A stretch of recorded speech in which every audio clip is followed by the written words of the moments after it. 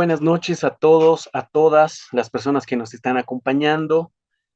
Agradecido primeramente a la Academia Diplomática, a la Cancillería por la invitación y a toda la importancia que implica retomar la historia de Bolivia desde una perspectiva diversa, ¿no? Mi nombre es Marcelo Sarzuri Lima, yo soy de formación sociólogo. He trabajado temas de descolonización, de interculturalidad por mucho tiempo y en los últimos años he estado profundizando temas de educación, educación vinculado sobre todo a la generación de alternativas en este campo, ¿no?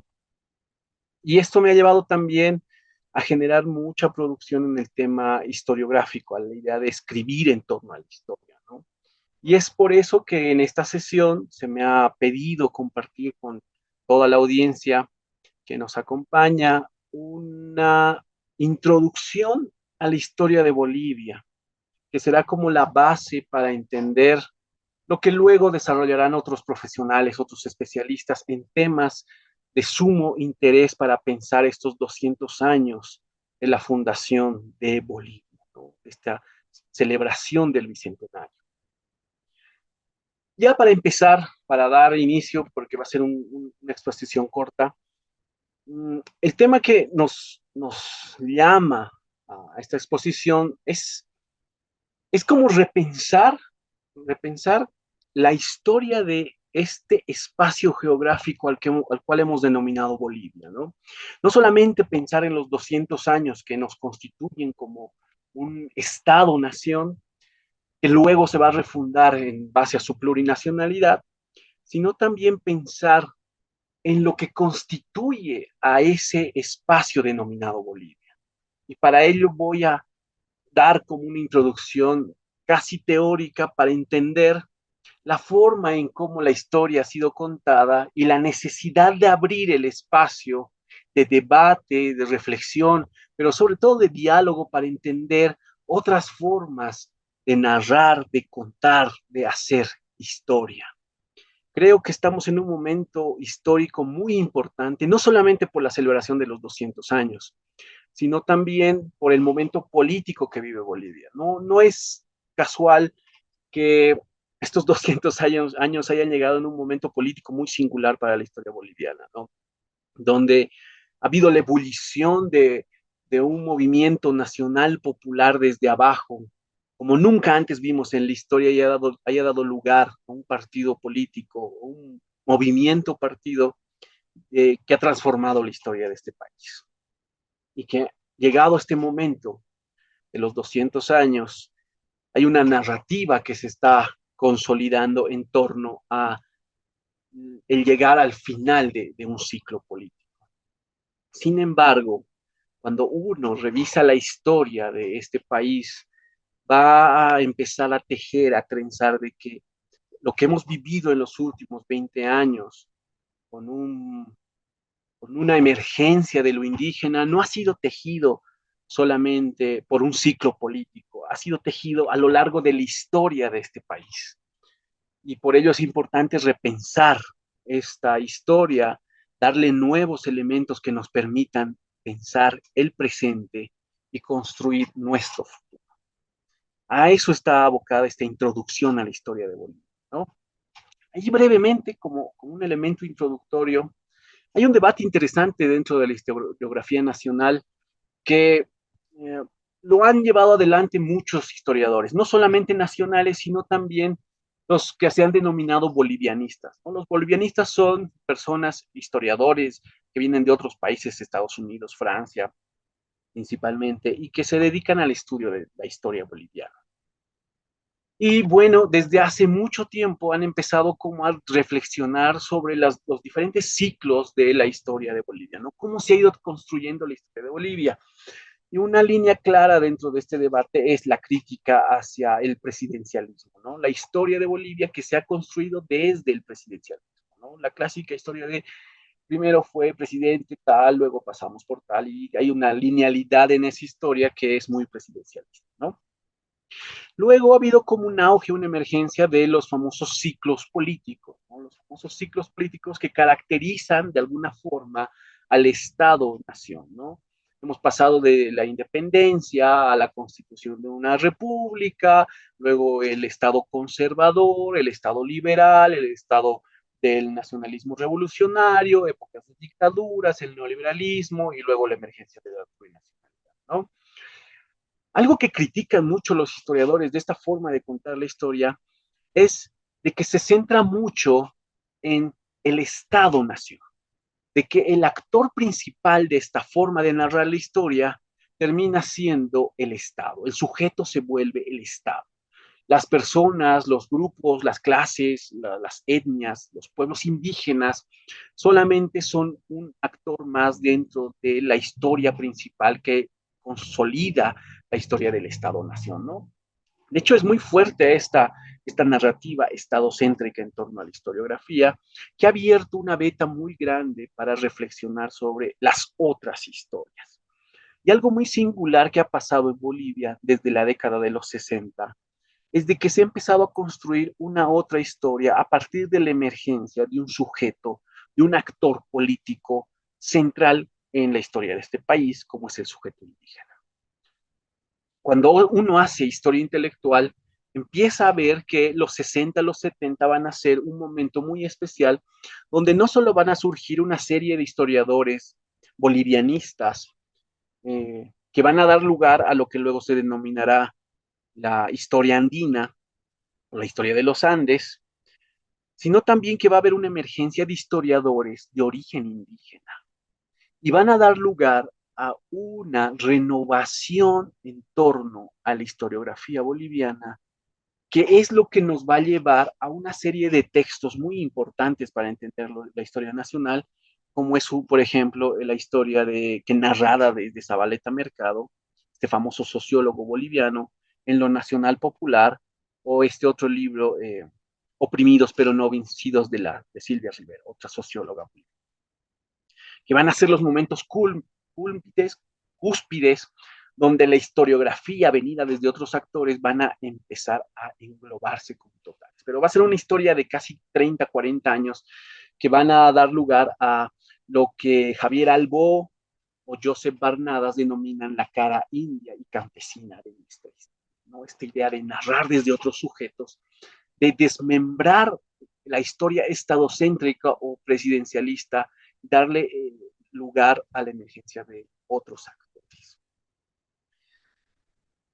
Sin embargo, y ahí hay como un elemento clave para pensar la historiografía boliviana, es pensar que no solo implica abrir esta historia de Bolivia a otros actores, pensar en otros ciclos políticos, porque el pensar el sujeto indígena como actor clave en la historia boliviana ha llevado a generar otros ciclos políticos que se han ido profundizando en el estudio de la historia nacional. Por ejemplo, ya es muy conocida este enlace de las rebeliones, de los movimientos indígenas que cuestionan e interpelan el orden estatal, ¿no? Que van desde Tupac Katari, Zaratevilca, los indianistas cataristas, todos los movimientos de principios de los 90 hasta los 2000, ¿no? Como una cadena similar a la que construye la historia estadocéntrica, pero ahora centrada en el sujeto indígena.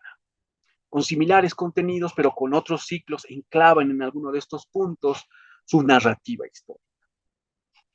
Sin embargo, en lo que hemos vivido en los últimos años, en torno al elemento histórico, viene a darnos un debate interesante respecto no solo a la manera de hacer historia, no solo a los sujetos, no solo a los ciclos políticos que se abren, sino también a la forma de narrar la historia desde esos otros sujetos. Y por eso es importante, y aquí voy allá a pasar la lámina, a pensar de para qué sirve la historia y por qué hacemos historia en un momento muy específico, ¿no?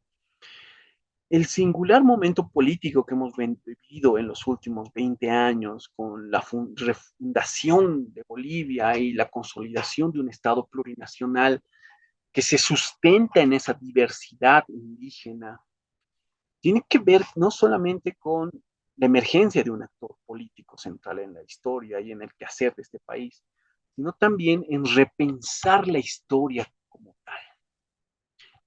Y aquí quiero compartirles este breve texto de Walter Benjamin. Walter Benjamin, este famoso filósofo alemán, que va a dejar como un último texto este famoso libro sobre tesis sobre la historia, ¿no? Que no es un libro como tal, sino es una serie de apuntes que hace Benjamin sobre la historiografía y que realmente van a renovar la noción de historia, ¿no? Y va a ser retomada no solo por los estudios postcoloniales, por los decoloniales, sino también por la historiografía postmoderna en algunos casos, que van a debatir la veracidad del relato histórico.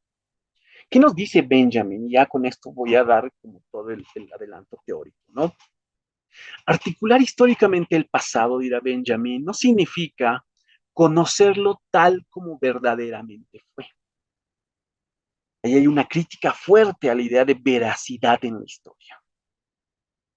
En todo caso, dirá Benjamin, significa apoderarse de un recuerdo tal como éste relumbra en un instante de peligro.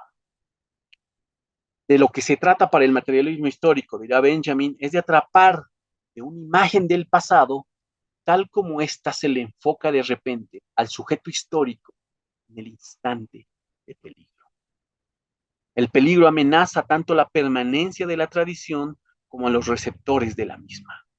Para ambos es uno y el mismo, el peligro de entregarse como instrumentos de la clase dominante. En cada época, dirá Benjamin, es preciso hacer nuevamente el intento de arrancar la tradición de manos del conformismo. Está siempre a punto de someterla. Encender en el pasado la chispa de esperanza es un don que solo se encuentra en aquel historiador que está compenetrado con esto. Tampoco los muertos estarán a salvo del enemigo si éste vence. Y este enemigo no ha cesado de vencer. Una frase que muchas veces se le atribuye a Benjamin, pero yo nunca he encontrado en su texto, es esta de la historia la escriben los vencedores. Y algo que hemos visto en el caso boliviano es de que los vencidos de la historia pueden reescribir su historia y destellar ese pasado en el presente y desde ahí construir un diferente futuro político. El hecho de que los pueblos indígenas, los sujetos indígenas, hayan escogido a partir de los 60, de los 70, la reescritura de su historia para entender su lugar en este país, es un elemento clave de cómo la historia puede permitir apoderarse del presente, resignificar el presente y alumbrar, como dice Benjamin, una chispa de esperanza para transformar esa condición de vencidos. Y esto me lleva a un singular elemento que para mí es esta distinción entre la historiografía tradicional como tal, como la que nos han sido contada, y esas otras historiografías que se han intentado construir desde mediados del siglo XX. Y pero si vamos, estudiamos la historia, vamos a encontrar muchos textos que van a nutrir estas otras historiografías. Y ya brevemente aquí voy a pasar dos ideas muy breves, que me voy a basar en un trabajo de Vincent Nicholas. Vincent Nicholas es un historiador belga que reside en Bolivia hace muchos años, ha hecho vida acá, tiene su familia acá, ya es un boliviano belga y que ha realizado una serie de aportes no solo sobre la Huipala, sobre muchos elementos históricos en Bolivia. Y un texto que a mí me gusta mucho es este de cómo contar la colonia, ¿no? Este texto es un texto breve que lo realizó casi en 2007, Vincent Nicholas, que es en este texto de cómo contar la colonia, Vincent Nicholas va a explicar dos ideas bien sencillas, ¿no? De cómo existe una confrontación entre una historiografía tradicional vinculada al mundo occidental y estas historiografías que vienen desde el mundo indígena, ¿no? Y esto me va a dar lugar luego a plantearles una problemática central en la historiografía boliviana, repensando este elemento que Vincent Nicolás nos plantea como un elemento teórico. ¿Qué va a decir Nicolás? Y ahí lo expongo rápido.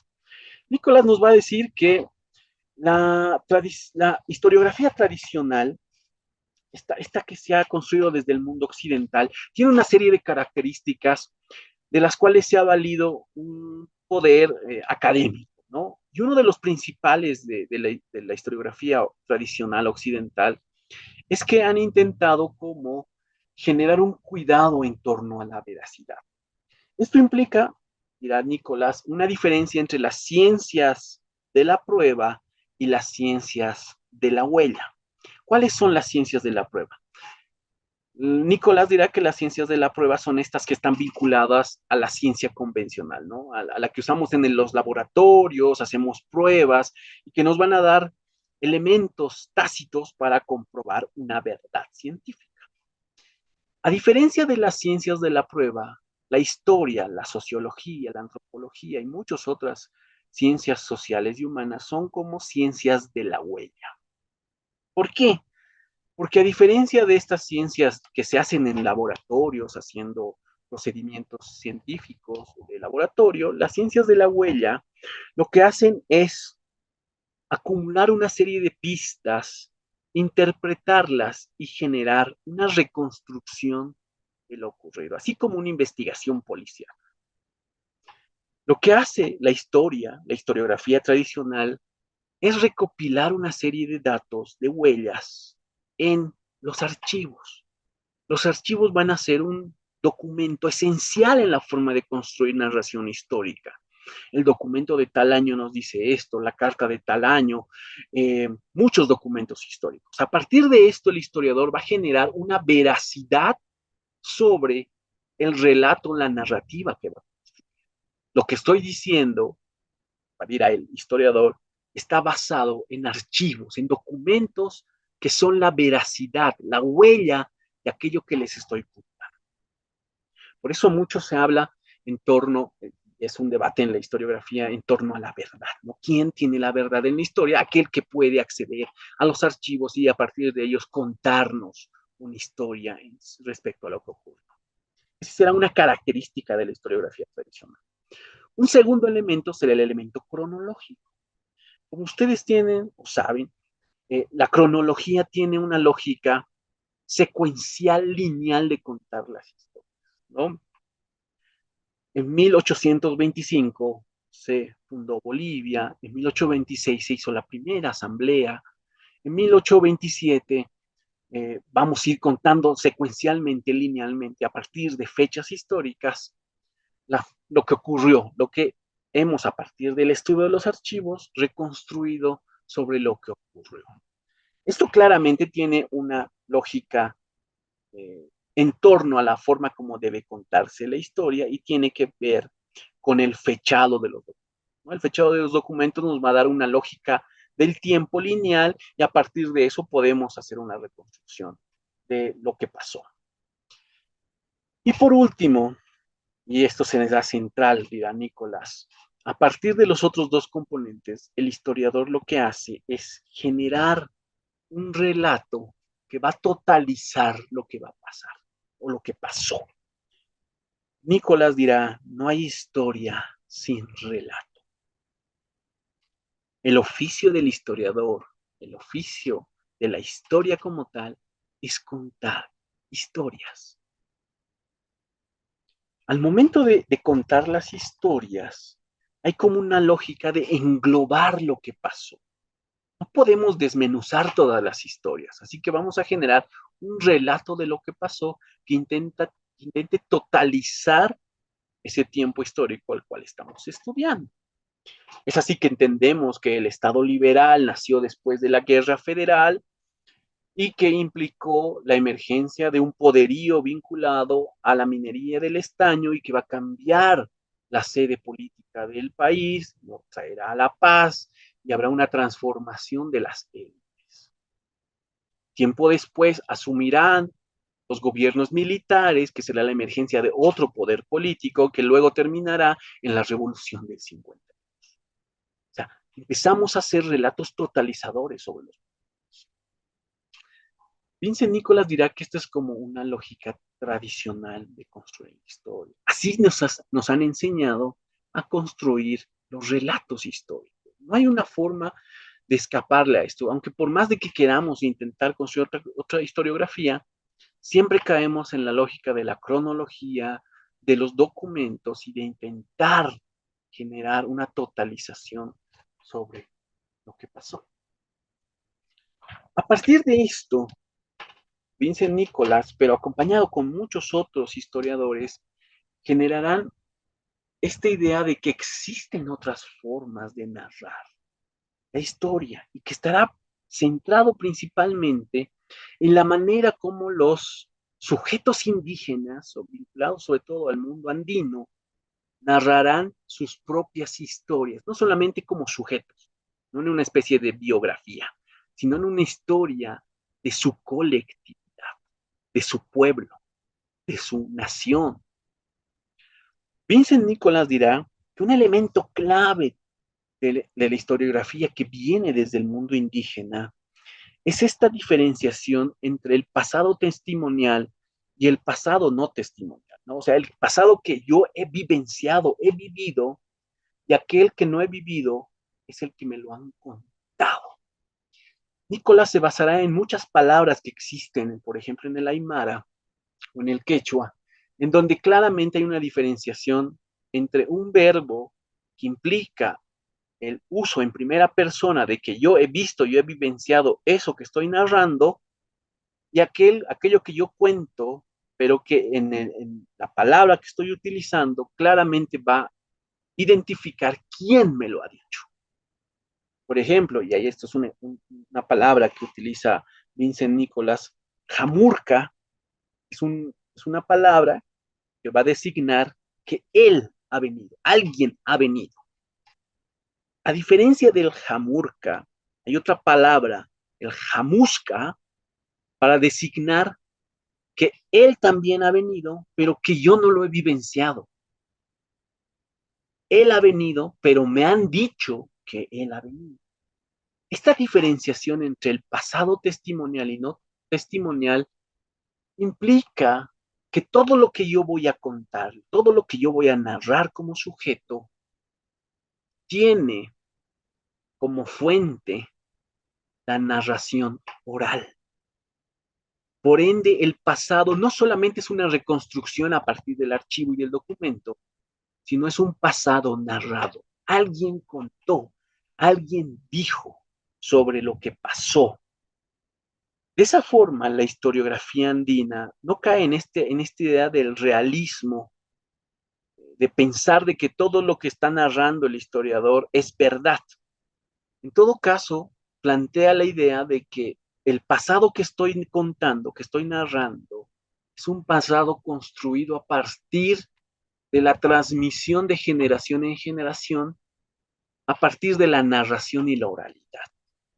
Este es un elemento central en estas otras formas de entender la historiografía. ¿Por qué? Porque este pasado narrado va a dar lugar a romper con esta lógica unívoca de una sola cronología basado en un solo tiempo, porque va a abrir lugar a diferentes cronologías, a múltiples cronologías. Y eso no implica romper esta linealidad del tiempo, sino pensar que hay otras formas de articular o de agrupar lo que sucede a determinado grupo. Porque algo que se critica mucho, y eso es muy cierto, es esta idea de la circularidad de la historia desde el mundo andino, pero cuando uno empieza a estudiar las narraciones históricas desde el mundo andino, esta circularidad, si bien existe en algunas narraciones, eh, más que una circularidad historiográfica, me parece que hay como una multiplicidad de cronologías basados en ese pasado narrado. Es así que todo lo que yo no he vivenciado lo voy a agrupar en el ñaupapacha, ¿no? En aquello, en la historia de antes, que alguien contó, pero es la historia de antes. Y ese ñaupapacha lo puedo aglutinar en diferentes ciclos a partir de lo que me han dicho que ha vivido mis antepasados. Y ahorita les voy a comentar un ejemplo claro de cómo se construye el ñaupapacha. Chullpapacha, ese tiempo pasado. Porque si este pasado narrado me permite a mí como sujeto, como pueblo, construir múltiples cronologías rompiendo la unilateralidad del tiempo, también voy a romper con esta lógica totalizadora del relato del pasado. Así que el relato, la narración histórica que se va a construir desde estas historiografías, van a ser relatos orales, sí, fragmentados, sí, pero basados en el poder de la memoria colectiva. Y ese va a ser el sustento de este tipo de narraciones historiográficas, que van a, Vincent Nicholas dirán, que se construyen mucho en el mundo andino, pero cuando uno empieza a investigar si esto pasa en otros espacios, muchos pueblos terminan compartiendo estas otras lógicas de historiografía. Un trabajo muy importante que se ha hecho en los últimos años, bueno, ni tan últimos años, es un trabajo del 2006, es un trabajo que realizó Andrew Canessa, ¿no? Este libro de Andrew Canessa se llama Minas, Mote y Muñecas, Identidades e Indigenidades en la Arecaja. Este libro de Andrew Canessa es como la construcción de indigenidad en un pueblo aymara vinculado al mundo. Lo interesante de esta etnografía, porque Andrew Canesas irá a vivir a esta comunidad y vivirá cerca de 10 años en esta comunidad, le permitirá no solo construir um, propuestas, teorizaciones sobre cómo se construye el ser humano en una comunidad indígena, cómo se construye el miedo, el asco, la sexualidad en una comunidad aymara, sino también va a profundizar el elemento de cómo se construye la historia en los sujetos que comparten una identidad, en este caso el ser aymaras. Y mucho de lo que Andrew Canessa plantea en esta etnografía está muy vinculado a este elemento de estas otras historiografías que Vincent Nicholas nos va a plantear en esta confrontación entre historiografías tradicionales e historiografías andinas o estas otras historiografías, ¿no? Andrew Canessa dirá algo que se les enseña a los niños en esta comunidad desde la escuela es esta clara diferenciación entre tiempos, ¿no? Dirá esta clara forma y tiene que ver con la forma como nosotros comprendemos la historia, ¿no? La historia de la preconquista, la historia precolonial, la historia colonial, la historia republicana y ahorita le podemos aumentar si quieren la historia plurinacional. Esta es la forma convencional como nosotros hemos entendido la construcción de este espacio que llamamos Bolivia. Canessa dirá que esto se enseña mucho a los niños en las escuelas, pero cuando uno empieza a estudiar o a escuchar las narraciones históricas de los diferentes individuos de esta comunidad, él lo llamará Huilacarca, pero claramente esta comunidad no existe como con ese nombre, es otra comunidad. Dirá que los huilacarqueños tendrán otra forma de entender la historia. De hecho, sus narraciones históricas van mucho más atrás de los incas. Dirá que en algunas narraciones que los huilacarqueños cuentan sobre su pasado tiene que ver con lo que ellos denominan el chulpapacha, un tiempo anterior al incario, en donde ellos consideran el lugar de origen de su historia. Cuentan muchos elementos rituales, culturales que vienen del chulpapacha. Otro momento posterior al chulpapacha será el tiempo de los incas, que ellos lo ven como un tiempo de sometimiento. Y tiene mucha relación con lo que la historiografía moderna nos cuenta sobre el incanato, de que el incanato terminó sometiendo a muchos pueblos, entre ellos los señoríos aymaras, generando muchas rencillas que luego la colonización aprovechó para sumar pueblos indígenas en el desmembramiento del imperio incaico. O sea, para los huilacarqueños, una comunidad indígena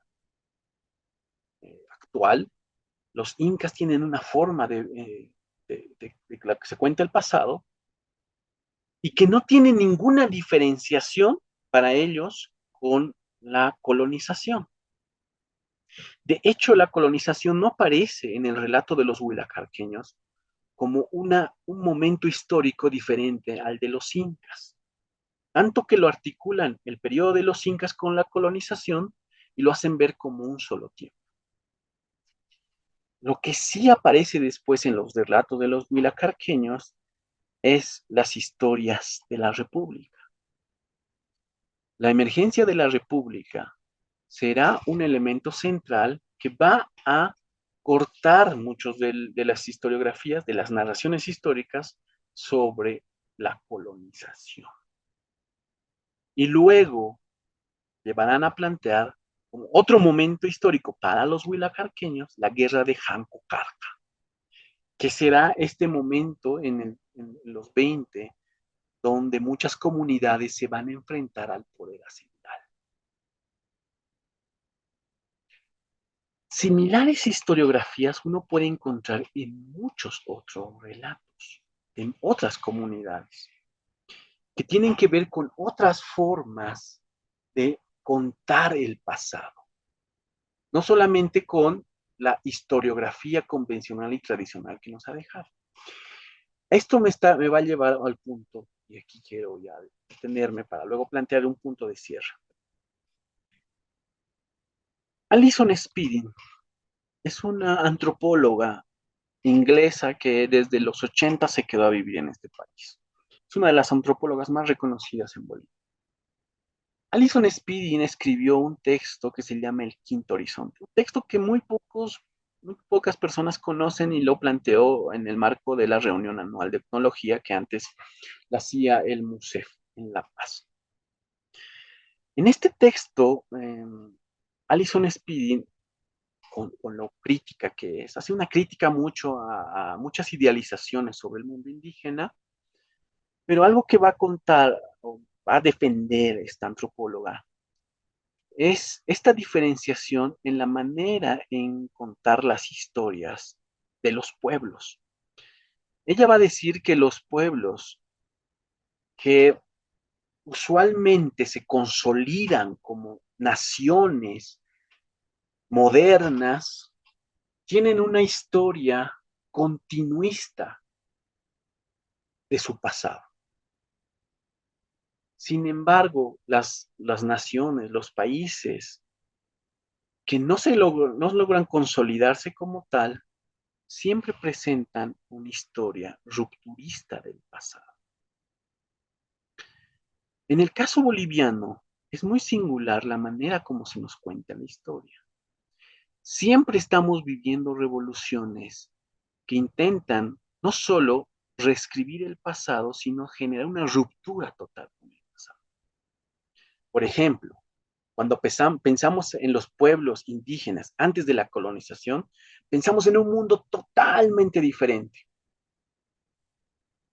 Pasa la colonización, llega a 1492, Colón, el mundo se transforma, es un pachacuti total, dice, digamos.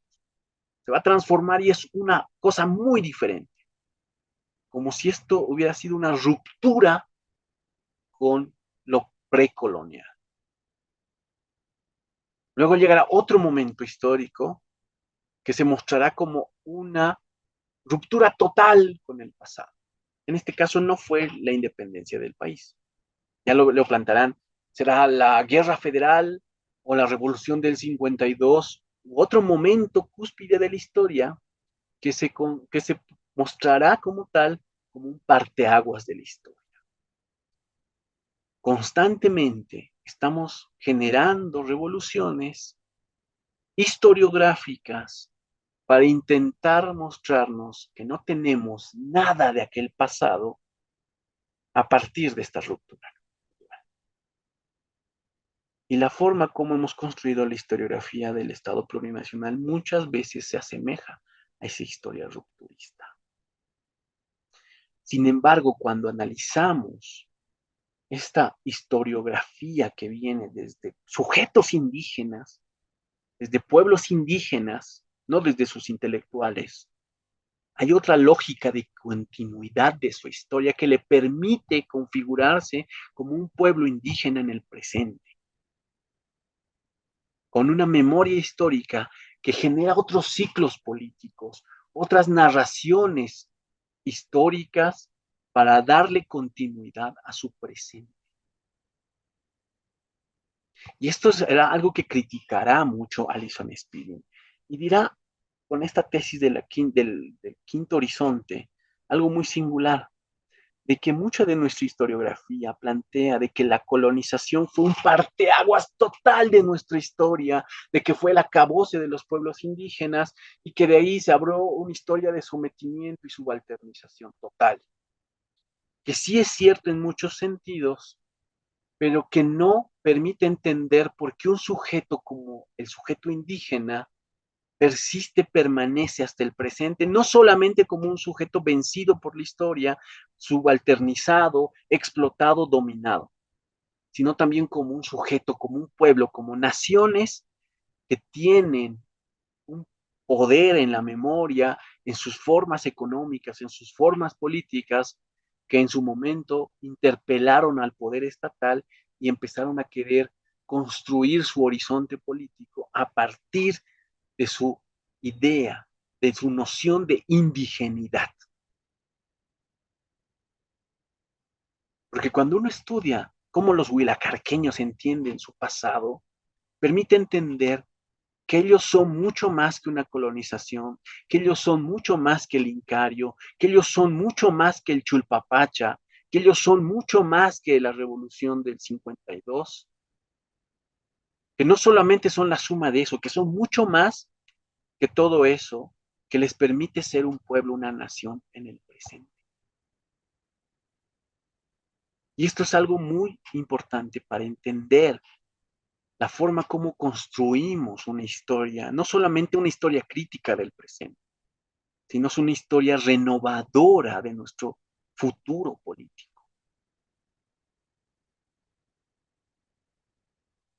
Creo que esto nos lleva a pensar de cómo la historia termina configurando el momento presente y por eso también comencé con esa cita de Walter Benjamin, porque el relato histórico, el hacer historia, no es para contarnos las cosas tal como fue. Y los huilacarqueños que cuenta Andrew Canessa nos demuestran eso, sino de cómo ese pasado destella el momento presente, permite comprender el momento presente y darse un lugar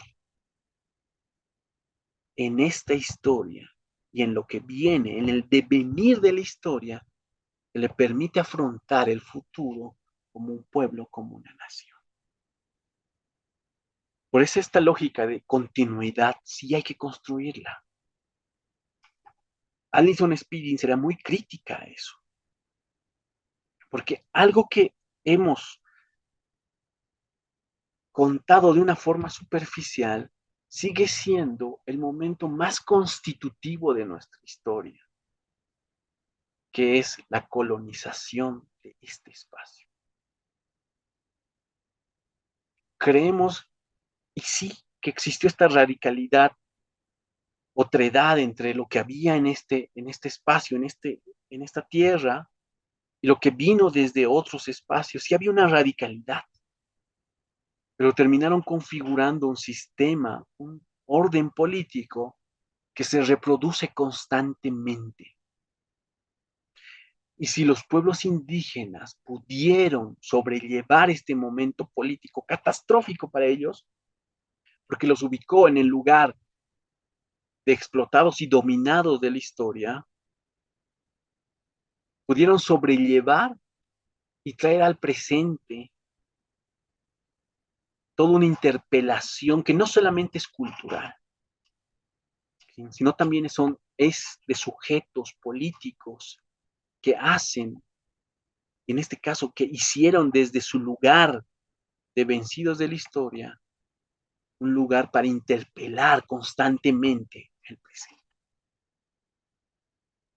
Alison Speedy nos dirá que no solo es entender lo que pasó en el mundo prehispánico, entender qué pasaba en el incanato, qué había antes del incanato, por qué el lago Titicaca termina siendo central en los pueblos indígenas del mundo andino, por qué los principales centros políticos anteriores a la conquista española fueron o estuvieron vinculados al lago Titicaca, entender su centralidad en el control de pisos ecológicos, en el control político, comercial, económico, permite entender por qué esa región es importante en la actualidad, por qué los movimientos políticos indígenas más fuertes, más organizados, vienen de esa región.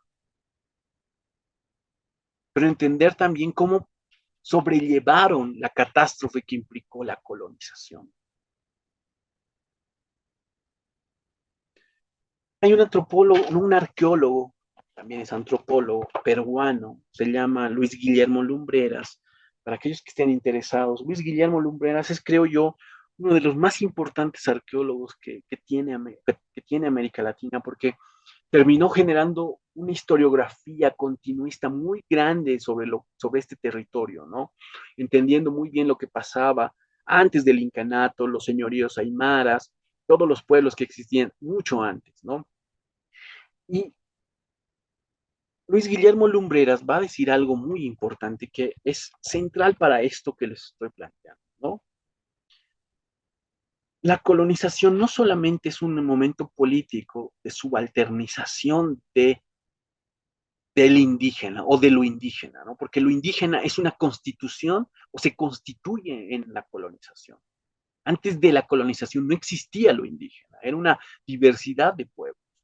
La colonización hace al sujeto indígena, le da su lugar.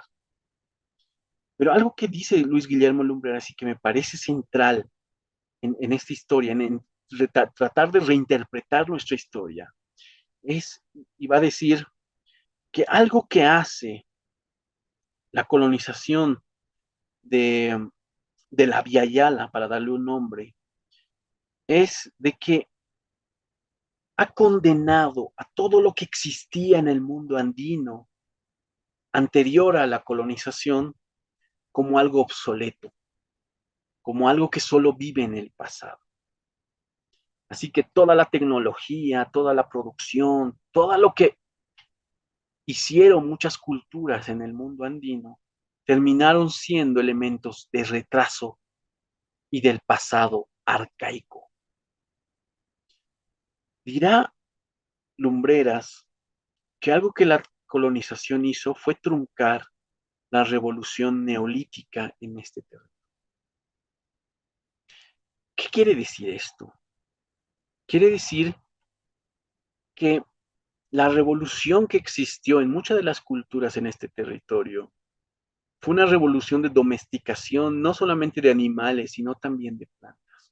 Y la manera como estaban organizando sus economías tenía que ver con una articulación con el lugar donde viven. De hecho, muchos de los productos que se consumían, muchos de los alimentos y los animales que se criaban, permitían no solamente conservar, sino articularse coherentemente con su hábitat. No voy a decir armoniosamente porque no existe, yo creo, un poco eso, sino que se terminan articulando de una forma que les permita generar un excedente. Que eso pasaba con el imperio incaico, que eso pasaba con los señoríos aymaras, generaban un excedente que les permitía tener una población bien alimentada, libre de enfermedades y sobrevivir como imperio, ¿no? Porque lo primero como imperio que tienes que hacer es dar alimento a tu población. ¿Y qué implicaba estas lógicas? ¿No? No solamente un control vertical de pisos ecológicos que les permitiría garantizar alimentos de diferentes lugares. Algo que los españoles no comprendieron nunca fue cómo ciertos aylus tenían propiedades en diferentes lugares, ¿no? Y las reducciones toledanas lo que hicieron fue desarticular esto, ¿no? Intentar convertir a los aylus, a los pueblos, las comunidades indígenas, entre comillas, en reducciones, ¿no? En pueblos, en comunidades como ahora las conocemos, porque antes no existía esta concentración de población en un espacio geográfico. Había como un ayllu, estaba o habitaba diferentes espacios geográficos, cosechaba, plantaba alimentos en diferentes espacios geográficos, lo que le permitía acceder a alimentos de los valles, de los llanos y del altiplano, ¿no? Esto nunca lograron comprender. Pero esta lógica tenía que ver con las formas de vida que habían aquí, con las condiciones de vida. Y las plantas que domesticaron estaban muy vinculadas con los ciclos del agua que existían aquí. O sea, de hecho, la papa y muchos otros alimentos no necesitan de gran cantidad de agua, como si requieren otro tipo de plantaciones que luego vinieron con los españoles. Incluso los animales que se criaban, llamas, no consumen gran cantidad de pastizal como sí lo hacen, por ejemplo, las vacas, que llegaron con los españoles y bueno, pues arrasan con un montón de pastizales que son importantes para sobrevivir, ¿no? Para ciertas comunidades. ¿A qué voy con esto? Que Luis Guillermo Lumbreras dirá que la colonización será una ruptura del neolítico, de la forma como los habitantes de este territorio estaban generando una adaptación con su medio. La colonización romperá otra forma de producción, de domesticación de animales en este territorio. Por eso Lumbreras plantea esto, ¿no? Esta ruptura con el neolítico que se estaba dando en esta tierra. Y todo lo que hacían en esta tierra será algo pasado, arcaico, que no importa. Nosotros estamos trayendo la modernidad, estamos trayendo la tecnología de punta y qué es lo mejor para ustedes. Productos, trigo, llegarán animales, gallinas, ovejas, vacas, que no estarán adaptadas a las condiciones de este territorio. Y hasta el presente, estas contradicciones entre el mundo productivo y con las formas como se entiende la administración de ese mundo productivo, siempre entran en contradicción. Porque desde este momento, desde la colonización, se ha roto con todo un proceso de adaptación, de domesticación del ser humano con su medio ambiente que nunca lo hemos podido recuperar.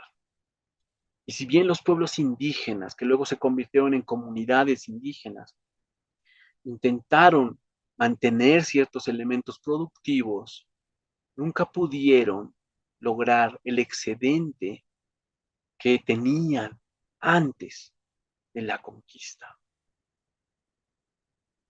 Si bien hay toda esta idea del mundo al revés, del pachacútico, la colonización, que en parte sí son ciertas, el elemento más trascendental es la transformación del mundo productivo que rompe con esta adaptación que tenían los pueblos indígenas en el pasado.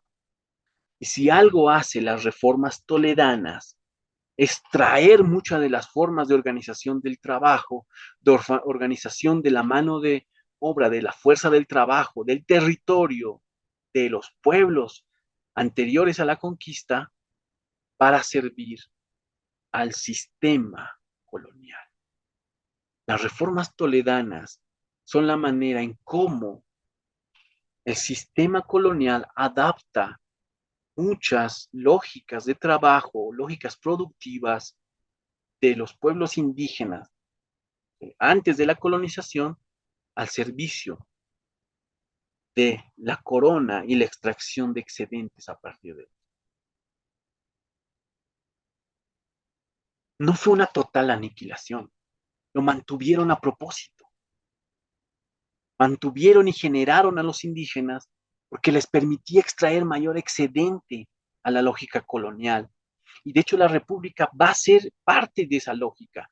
No hay abolición del tributo indígena con la independencia del espacio boliviano, que se denomina Bolivia. Porque la única forma de generar excedente en este territorio era a partir de la fuerza de trabajo indígena. La minería, las haciendas, se valdrán de fuerza de trabajo indígena para generar excedente.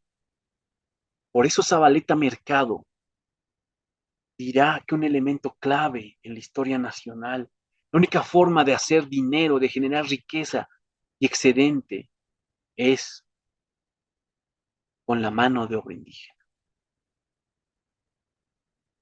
Y es un elemento clave hasta el presente. Y ya con esto voy a ir cerrando.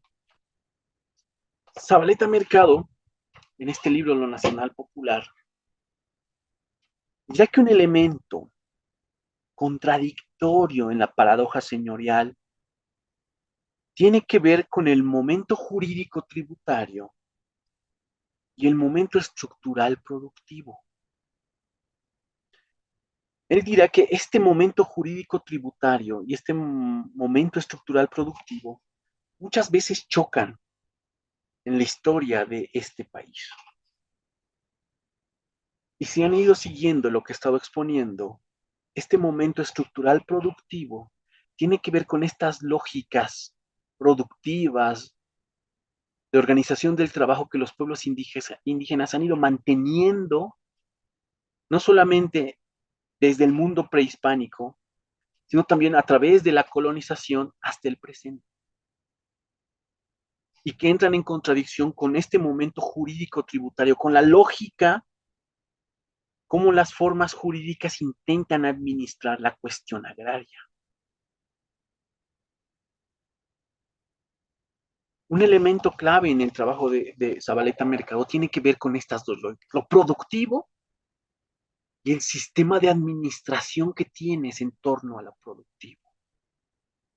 Si la colonización duró tanto tiempo, fue porque utilizó este momento productivo, constitutivo de la producción, en beneficio de un sistema administrativo colonial, para extraerle excedente. No mató a los pueblos indígenas, las culturas indígenas, sus formas de trabajo. Lo mantuvo a propósito para generar excedente. Sin embargo, cuando se constituyó Bolivia como Estado independiente, nunca se logró entender entre este momento jurídico y entre este momento productivo. En cómo generamos una administración sobre estas lógicas productivas que muchas veces no entendemos.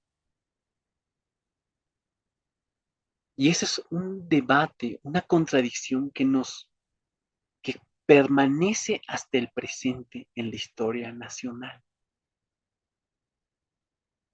¿Cómo generamos un proceso de industrialización sin entender las lógicas productivas de los pueblos indígenas?